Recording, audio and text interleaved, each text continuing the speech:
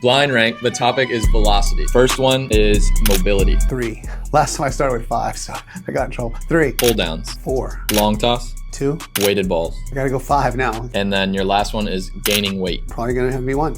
Yeah. So now that you know all 5, what would your actual order be? Okay, I would start with gaining weight. Mass does equal gas, according to our research, but only up to about 180 pounds. So in many cases, it would be warranted. And if nothing else, it helps them look better in the uniform, so they're more likely to be recruited. Long toss is probably 2, because I think the variability that it offers and the robustness that we build when we sustain in just high volume throwing with a lot of variability is very useful. Number 3, weighted balls, again, is an implement that can be used under the right circumstances with the right athlete. I think the value of weighted ball training is the variability. Every throw is a little different. We stay somewhere between the 4 and 7 ounce range because the bandwidth of variability in pitching isn't that broad, so we don't have to get crazy with it. Pull downs also right along there with weighted balls, a good tool. So 4, under the right circumstances, okay? For about a decade, we kind of searched for the link between how hard you throw on a pull down and how hard you throw on the mound, and found out there's probably not much of a relationship because they're different contexts, 2 different skills. That doesn't mean as a drill, it's not useful. We can use it if we want to create some time pressure to speed a guy up to help him find some stability and some attractors, but not as our just go-to, let's just do a bunch of running throws to try to throw harder. And the mobility is 5th because there was a time when we thought that being more flexible would reduce your risk of injury. And after about a decade of research, it was found that it really didn't have any impact. In fact, adding too much mobility can actually